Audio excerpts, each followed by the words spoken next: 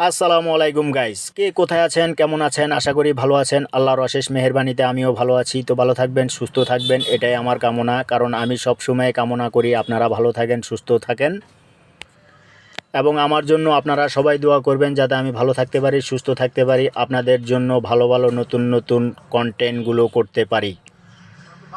তো ভাই, আমার ভিডিওর শুরুতে আপনাদেরকে বলে রাখতে চাই, যারা আমার ভিডিওগুলো দেখবেন, যারা আমার ব্লগগুলো দেখবেন, তারা আপনাদের যাদের কাছে ভালো লাগে তারা আমার ইউটিউব চ্যানেলটি সাবস্ক্রাইব করে রাখবেন। যার কারণ হচ্ছে আমি যখন একটি আপডেট ভিডিও আপলোড দিব যাতে আপনাদের কাছে সবার আগে পৌঁছে যায়।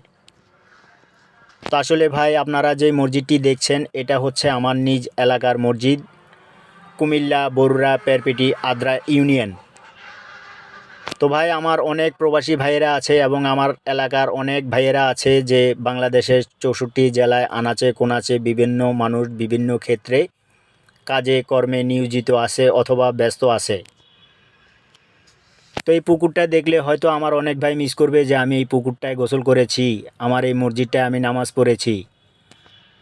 তো ভাই, আমার ব্লগগুলো আপনারা দেখতে থাকুন, ভালো লাগলে সাবস্ক্রাইব করে দিবেন এবং কমেন্টস করে জানাবেন।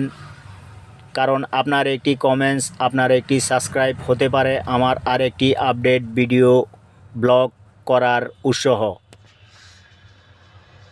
আমি চলে আসলাম আস্তে আস্তে মসজিদের কাছে, আপনাদেরকে জুম করে দেখানোর চেষ্টা করছি। দেখতে থাকেন, আস্তে আস্তে সব কিছু দেখতে পারবেন আমার ব্লগের পিছনে কি লুকিয়ে আছে।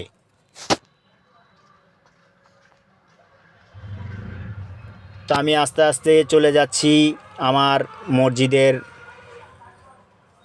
পুকুর পার হয়ে, মসজিদের সামনের অংশ দিয়ে আপনাদেরকে পুকুরের ভিউটা দেখালাম। মানুষ গোসল করছে,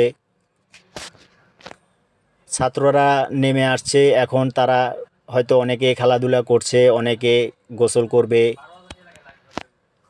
এখানে ছাত্ররা খেলাধুলা করছে। সামনে রয়েছে আমাদের জোনপুরি পীর সাহেবের খানেকা। আমি আপনাদেরকে জুম করে দেখানোর চেষ্টা করছি। এই যে আমি জুম করছি, এই যে জোনপুর হুজুরের খানেকাটি দেখতে পাচ্ছেন। তো আমি এখন গেটের বাইরে চলে যাব। আমার মসজিদটা বের হওয়ার আগে আপনাদেরকে আরেকবার দেখালাম যাতে আপনাদের চোখে পড়ে। তো আমি এখন চলে যাচ্ছি মেন গেট হয়ে রাস্তা ধরে স্কুল গেটের সামনে। যার কারণ স্কুলের যে মাঠ ওখানে আমি যাব না, যার কারণ হচ্ছে এর আগের একটি ভিডিও ব্লগে আমি আপনাদেরকে মাঠের দৃশ্যটা পুরোটা তুলে ধরেছি।